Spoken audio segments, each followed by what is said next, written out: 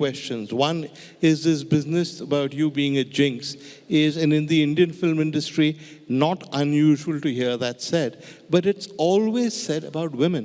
I've never heard of a man being a jinx. Is that an example of sexism at work? Yeah, I think it's always... Think about it. No man has ever been called a jinx. Right. But I also think that the women who've been called jinx have gone on to become the biggest stars. Yeah, no, it's an idiotic thing to say. No, but I do think women are judged far more and far more easily. Yeah. Right? And you want to blame the ills of the world on them. Even when, what is honor killing about? You know, you're basically saying that my honor depends on you. Yeah. Or your honor depends on me, which is ridiculous. Your honor should depend on you. Right. You don't have two legs to stand on, and therefore you're putting the onus of your honor on the woman in your family. Shame on you. But that's true in the Indian film industry, no?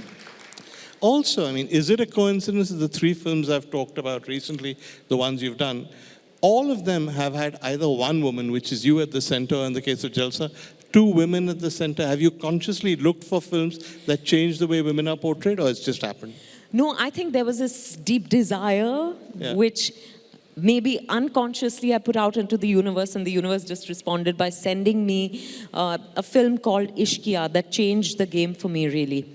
Because when Ishqiya came to me, I remember some people said that, theek hai, every actress gets one such film in her career, where, you know, you get the opportunity to prove your mettle. Otherwise, you have to just be a prop, a heroine, because that was the mindset still. I'm talking about 2008. Yeah. So they said, you know, yeah, kar lo. At least you'll get a few awards. So I was like, I didn't care, because I did some other films before that where I felt like I really sleepwalked through them. The films were very successful, but I was so indifferent.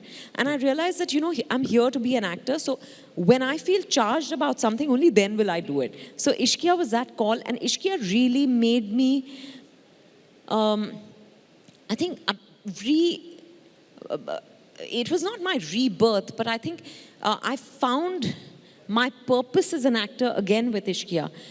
And then slowly people started saying, oh, you know, something obviously was changing in the world, Veer. Because cinema is, after all, a reflection of what happens in the world. So women were slowly, I think, that was a time when women were finding a voice, women were finding themselves. That was a beginning of some shift in society, which is why I think Ishqiya happened. Then, of course, No One Killed Jessica happened, and then Dirty Picture and Kahani and all of that. So, but people started realizing that, oh, I'm game to do different things, you know, take risks, perhaps. What they saw as risks, I was just responding to it as a greedy actor. And thankfully, with successes, people started investing more in the so-called female-led films. So it worked out well. Yeah, and it's not like I choose them, but I'd rather do this, which is so fulfilling for me, than do you know, films where that I'm indifferent to and that offer me nothing. Yeah, ideas of India.